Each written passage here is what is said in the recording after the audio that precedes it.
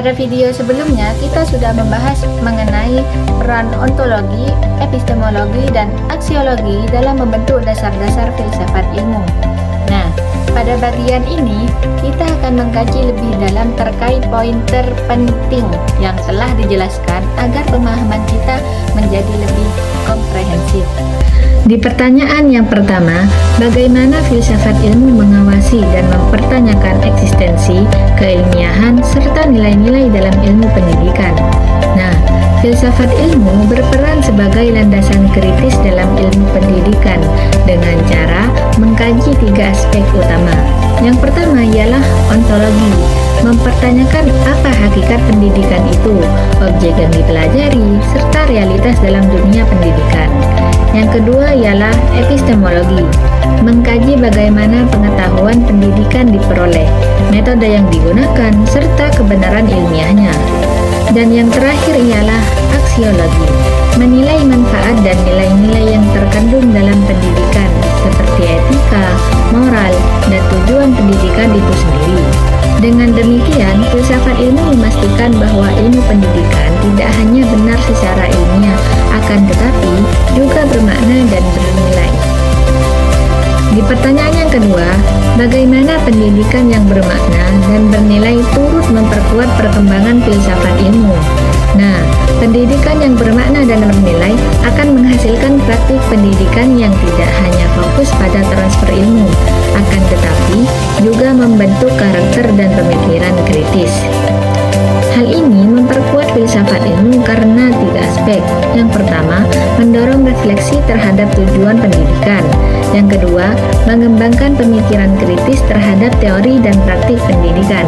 Yang terakhir, menjadikan pendidikan sebagai sarana pembentukan manusia yang utuh, intelektual, dan moral, sehingga pendidikan menjadi ruang aktualisasi dari konsep-konsep filsafat ilmu.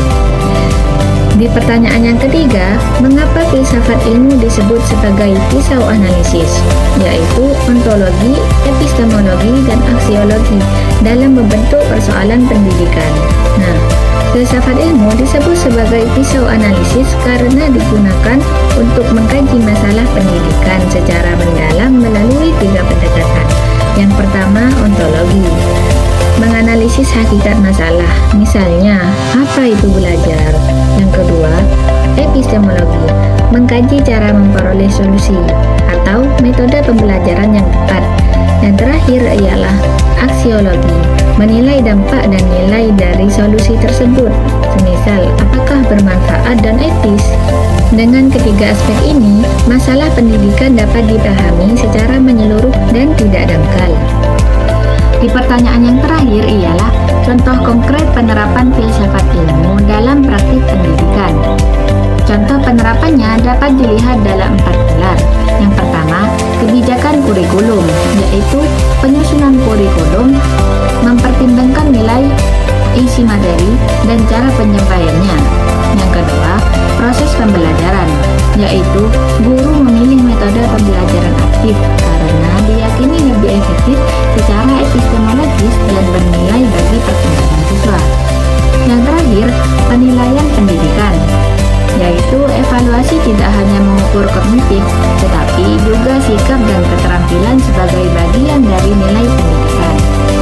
Nah, kesimpulannya, filsafat ilmu memiliki peran penting dalam pendidikan sebagai dasar berpikir kritis, alat analisis, serta penentu arah dan nilai pendidikan agar lebih bermakna, ilmiah, dan bermanfaat bagi